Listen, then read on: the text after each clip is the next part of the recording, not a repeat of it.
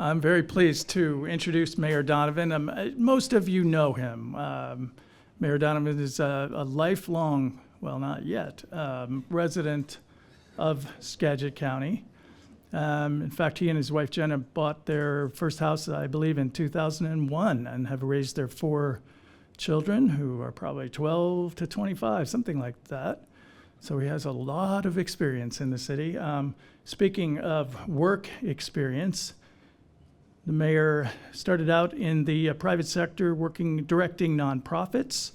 And I know that you're aware that he worked in the mayor's office for a better part of a decade. He was also a chamber board member, which we certainly appreciate. All that experience, along with his education, he has a bachelor's degree in public relations from WSU and a master's degree in business administration as well, have certainly prepared him for his current job of mayor, which is really CEO of our municipal government. And my editorial comment is that he's doing a fabulous job. Let's give Mayor Donovan a big welcome.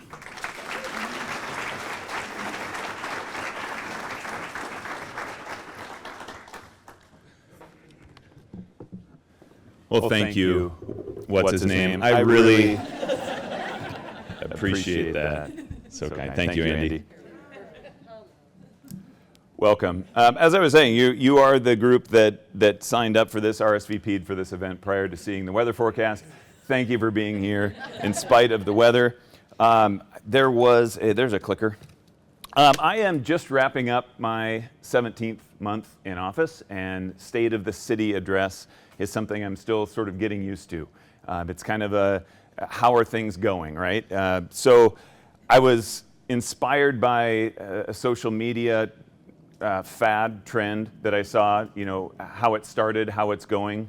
Different pictures sort of represent how it's starting and how I was thinking about how in the world would I describe how it started, because it was a little bit awkward. And I think this campaign photo probably summarizes it best, right? A lot like the Shakespeare Festival, there were killer wigs and some amazing boots involved in how it started. And so then, how is it going? And if I had to find one photo to summarize how it's going,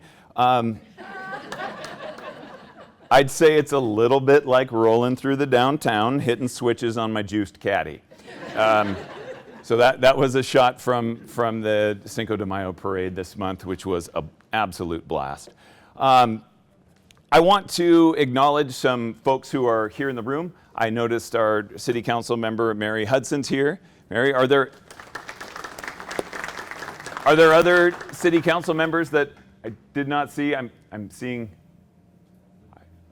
Melissa Beaton is standing in the back trying to be quiet. Thank you for being here, Melissa Beaton, as well. Also want to introduce our city staff members so that you know who the directors and the chiefs are in the city. They're right up front because they have to be. We have our Human Resources Director, Aaron Cater. We have our Development Services Director, Stacy Pratchner.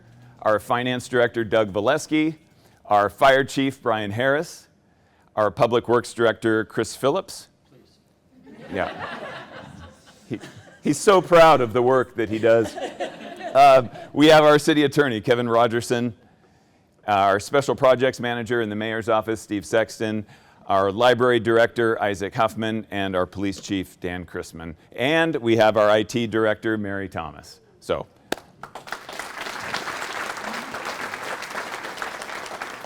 I appreciate you all being here, have to be here. Thank you for your support. I honestly would not be able to do the job that I do without this team. They are absolutely phenomenal. So thank you also to the Chamber, Andy and Sylvia and Jeremy and the team. The city of Mount Vernon is in a unique and I'll say incredible place right now in terms of just the opportunities that exist for us right now and the progress that has been made and that we stand to gain in the months and years ahead. We have maintained the small town feel that drew most of us to this place. And we have a significant amount of civic engagement and trust between our residents and their local government. I hear that every time that our staff members work with a resident to solve problems, to address their concerns. I hear that when a neighborhood gets cleaned up because businesses and residents are partnering with us. We saw it a couple of times in the last 4 or 5 months when this room was filled with over 80 residents who were here to give us input on the direction that they want to see regarding the city's zoning codes in the future and downtown development and infrastructure prioritization. That happened twice. We get a lot of civic engagement from our residents. This is genuinely a community where residents and their government work together. And I have regular sessions, mayor's coffee hours, and other neighborhood meetings where the public attends and where they can ask me any question that's city related that they want. So I feel like I have a pretty good sense, a pretty good finger on the pulse of what the city's advantages are, what our strengths are, what our challenges are, and where our opportunities lie. And I want to talk a little bit about all of those today. But first, I wanted to take a look back at the first 17 months that I've been here in office. So to look at some of the highlights, we'll do a quick overview of 3 of the categories that I hear a lot about when I'm in the public. These seem to be first and foremost on people's minds. And those are public safety and homelessness and community and economic development. So we'll dive in and talk about public safety. Our police and fire departments have had a very busy year. We have a new police chief. Dan Chrisman has joined us in the last 17 months. And we also have a new fire chief. Chief Brian Harris is here as well. And I will tell you that both of these individuals, we are so fortunate to have them in Mount Vernon. Chief Chrisman was a leader of leaders in the police and policing world in the state, and he fortunately has family on this side of the state, and so we were able to lure him over in part because of that connection. But he has just been a joy to work with. Chief Harris has been working in the Mount Vernon Fire Department for decades and has gradually promoted through the ranks, and so it was amazing to be able to promote from within and have one of our local folks here as a fire chief as well.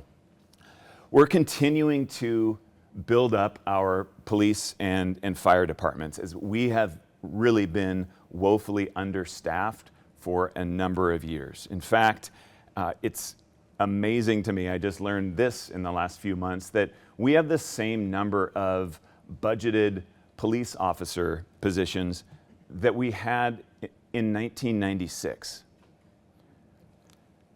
Last year, we were able to recruit and swear in 6 new police officers. We have a couple more in the pipeline, so we're working toward changing that into filling those positions.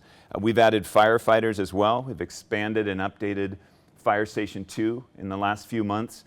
Fire Station 3 was updated and expanded in the year prior to that. But my goal is to add to staffing in both of these departments.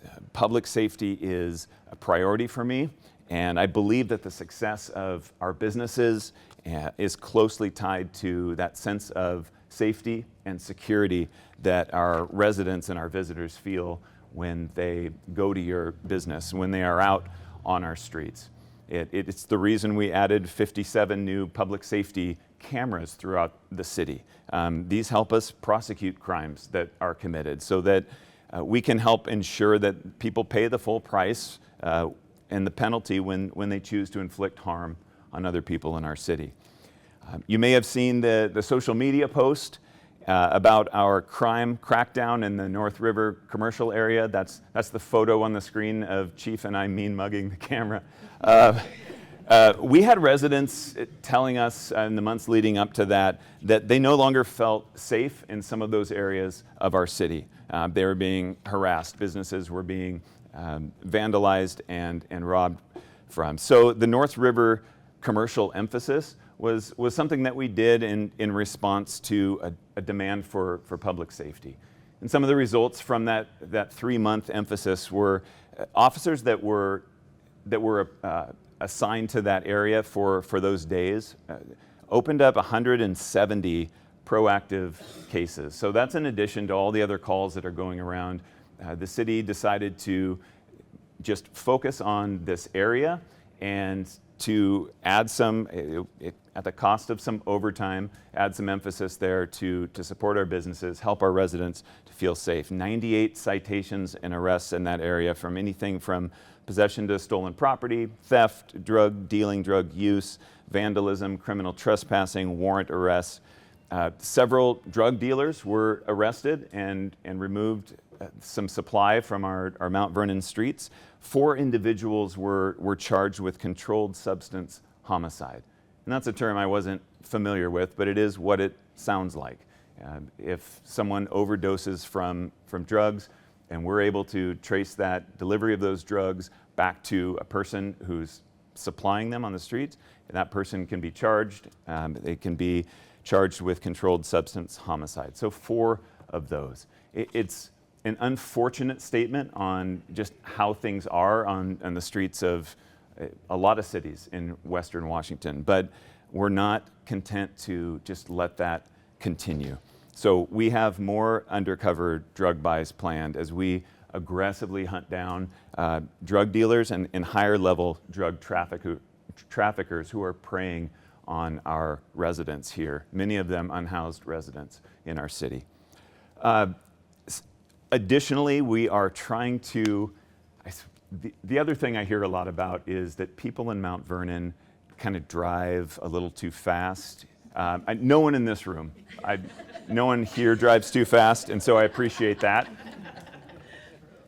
But I'm not sure what it is, if it's our city or if it's everywhere around us. But I can tell you that because we've been understaffed in our police department, we've taken our one traffic officer, one person has been assigned to traffic enforcement, and we've had to move that officer over to patrol, to responding to all the other calls. And so there hasn't been a traffic emphasis. I hear people say, well, I never see Mount Vernon police pulling anyone over. Well, that's because Mount Vernon police haven't been pulling people over largely. So guess what? And this is fair warning now. I think this is going to be televised and on YouTube, so tell a friend. We have moved that officer back into traffic control, and we are adding another officer to that unit in the middle of June, and we are hoping to add a 3rd officer to that unit in the fall. So again, tell a friend. Additionally, this year we have added a nurse practitioner to our IOS team, our Integrated Outreach Services team. These are embedded social workers within our police department. And Mount Vernon led the way with that back in, I think it was 2017 or 2018, with just recognizing that a lot of the folks that our officers are encountering on the street are in crisis, and our officers aren't necessarily prepared to respond and to they don't have the training to deal with that. So to have social workers embedded and working with our police officers to help people get connected to the resources that they need has been huge. So having a nurse practitioner added to that core team means that we can treat people in the field and we can reduce the amount of trips that we take to the hospital for that type of thing. We understand in all of this that the solution to ending homelessness or addressing homelessness is not to arrest our way out of it. That's impossible. It won't work. There are people on our streets because they're up to no good and they're preying on other unhoused individuals, but there are a number of folks on our streets who are not there by choice. And so because not everyone is there by choice, there are some that just need to know that there are other options available to them. So we've worked hard at being a part of that solution to address the needs of our unhoused neighbors. Namely, we've been working closely with other cities in Skagit County, with Skagit County government, with Skagit County Public Health through North Star. And if you haven't heard of North Star, it is a group just that. It is the city mayors, it is the commissioners, the public health individuals and a number of other professionals who advise us. The idea of it is to pool our resources, to be more efficient in our use of those resources and addressing some of those needs and coming up with solutions. One of the solutions was the Star Center. That's up in the bottom left there. The Star Center will be a total of 64 substance abuse and behavioral health treatment beds. A facility like this can mean that for our officers, we don't necessarily have to take someone who is in crisis to the hospital or to the jail. Those trips are really expensive for our taxpayers. We can take them to a place where instead they can find a treatment bed and they can find access to meaningful help that they need to break negative behavioral cycles. So solutions like that are coming more in the future. We're coordinating care with other agencies in our cities. When our iOS team encounters someone on the streets, often it's the same folks that might be over the river in Burlington on the street. And so coordinating and communicating between agencies is important. We've identified some ways to do that. But being able to share that information has been beneficial and ultimately is helping some of those folks who are having those needs. Additionally, the City of Mount Vernon has distributed about $2.5 million in the past several months in state and federal funding to local agencies that are working on housing and shelter solutions. So these are pass-through dollars that we've identified agencies that are utilizing those dollars well or could utilize those dollars well and help to address and find some solutions for shelter. Because I truly believe that we will see this city thrive when we can offer genuine, meaningful help and hope to our most vulnerable residents. Community and economic development is another topic people ask a lot about. While we are offering those hands up, we are continuing to push for an economically vibrant future. There is a lot to celebrate in this past year. You're sitting in one of the reasons to celebrate. This is the largest investment in public infrastructure in Skagit County's history. This library, this community center that we're in, the commercial kitchen, the 300 parking spaces that are above us, all of this was designed to boost our local economy. All of this was built without raising our residents' taxes, by the way. And it represents a huge step forward in the city's downtown master plan, which began back in 2008. And the city's downtown master plan was an invitation from the city to our residents to ask, what is it that you want to see in our downtown? We believe that the downtown area has so much potential. It's the heart of our city, and our residents, we knew, had a lot to say about what they wanted to see down there. And what they came up with is in that downtown master plan. And it includes development on the riverfront, hotels and condos, restaurants, bodegas. It represents an infusion of economic activity in our downtown. But how do we get there? And so it was a little bit of a roadmap for how the city can get there. And I think to speak to my statement earlier about trust between residents and their government, the public trusted the city of Mount Vernon to enact that plan. And as we look back over a number of mayoral administrations, a number of city councils, they've held fast to that plan. The first step in that plan was to control flooding, right? So that we could protect the investments that people had downtown, protect the incoming investments in the future. So we built a flood wall. We didn't build it. I wasn't here. They built a flood wall. $30 million infrastructure project that lifts the downtown out of FEMA's 100-year floodplain. So, by the way, yes, it's also an amenity. I think they did a fabulous job with that. Next, we would need to replace parking. There's parking along the riverfront, but if we're going to develop that riverfront, we would need to replace that parking. So that's what we did here. That's why. Why so many? to develop the waterfront and to catalyze activity and economic development in downtown. And so that next step is what we're on to now. Doing some studies, inviting the community to come back, reopening that downtown master plan and saying, does this still make sense for us as a community? And what are the next steps that we can take to now encourage folks to come and invest in some of those opportunities? Housing. We need to see continued investment, of course, from a wide range of industries, but we also need adequate housing here in our cities so that people who work here can also live here.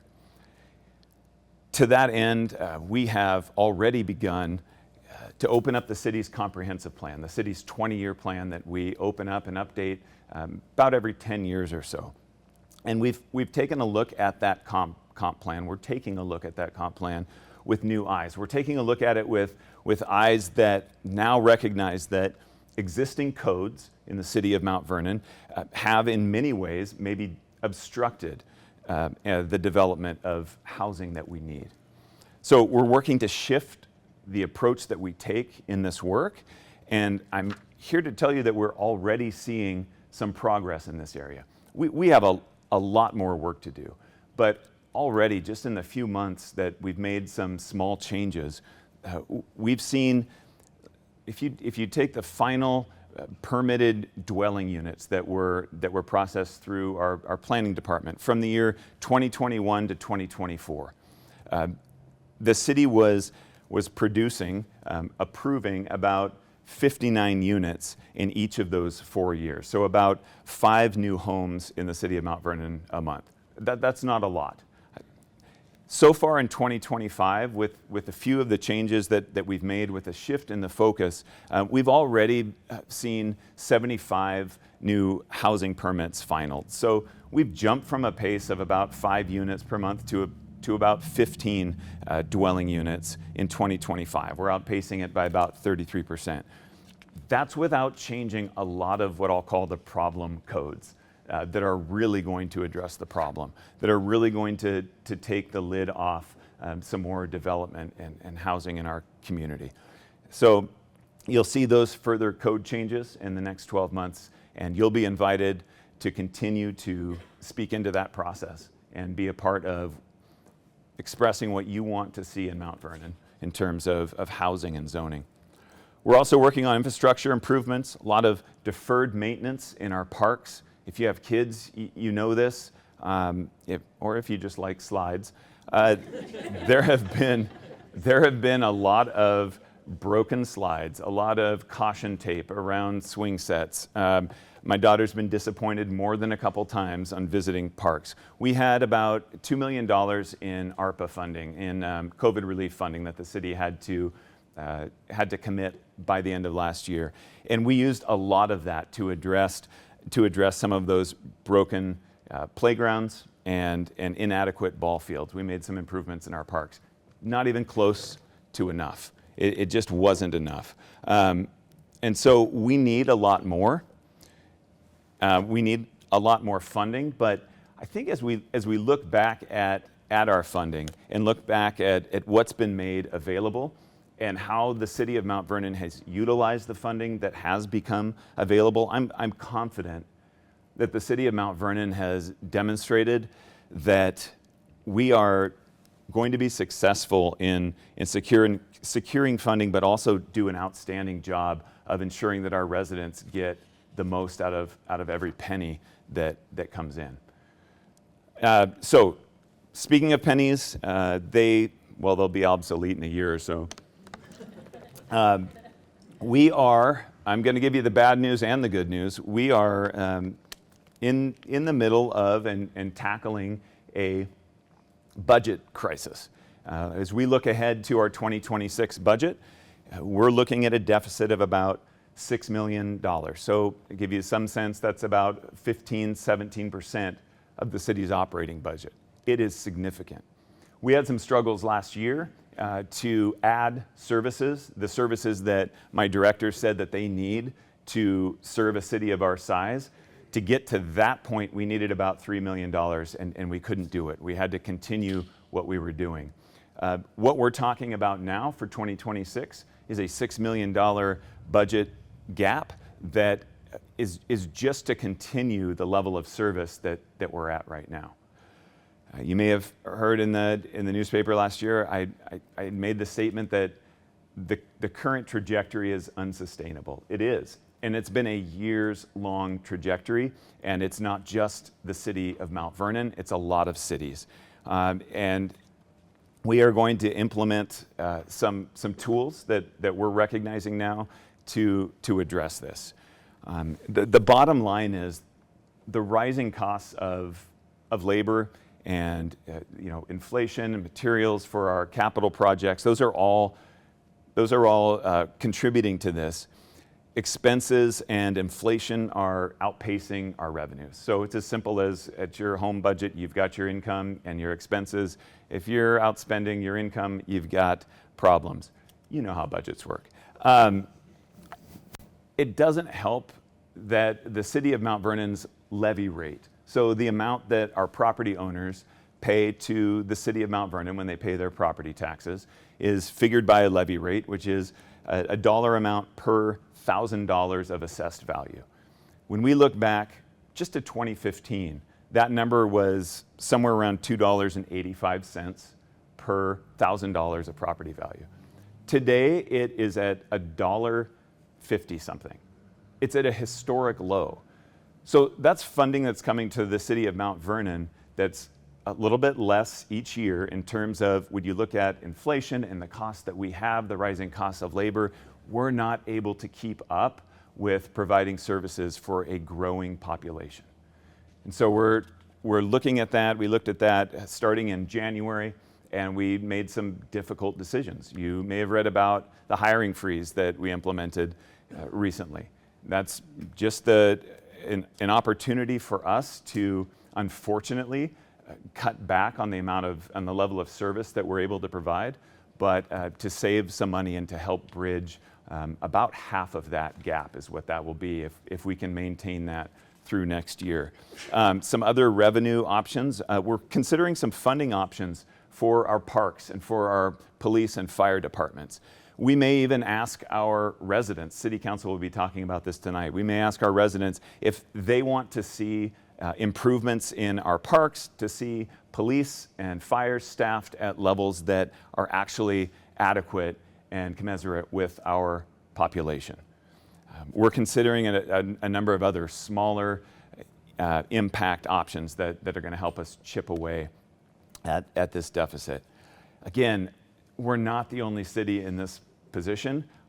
We're one of few cities who are actually talking about it and doing something about it now. We believe if we take some actions early that we can work through this. I believe because we're taking such serious actions and doing it early that we will work our way out of this current budget crisis. So as we look ahead, I really believe that some of the zoning changes that we're talking about through our comprehensive plan update and our investment in the business community, we're going to begin to see some upward trends in our revenue generation. I think it'll take a little bit of time. It's not something we're going to see turn around by next year. But I think through strategies like our downtown sub-area plan, we likely will see investment in residential and hospitality options near our downtown core. And we've seen over and over again in other communities how this brings people into an area. And those people support and attract new business investment in that area. And I don't think it's just limited to our downtown. I believe that code updates that will allow residential development in areas like certain commercial areas like College Way, Riverside, Urban Avenue, those are also going to bring life and activity to those areas where suddenly there will be a market for businesses that will appeal to folks to come and invest in. Those areas that have sort of stalled out in terms of further growth and investment. I think that we can help catalyze some of that growth that we want to see. It's a fun photo collage. Just to close, I love this city. It truly has so much going for it. And the people and the businesses here have so much to gain in the years ahead. I see and hear of outside investors interested in trying to position themselves to invest here. But I think maybe more significantly, we have a community already here that's investing in itself. We're investing in ourselves by building Mount Vernon into the type of place where people care for each other, they adhere to their community values, and they work diligently with their city government to make this the type of place where families can live and work and thrive. That type of vision isn't achieved by a mayor. It's not achieved by any single person or entity in our community. That kind of hard work that's required is the kind of work that we do together. And it's done when we hold fast to those common constructive values that drew us all here in the first place. Those values that continue to define and to shape who we are as a city. So I thank you for having me here today. I appreciate the time with you. And thank you for all you've done to make my job easier in the past 17 months.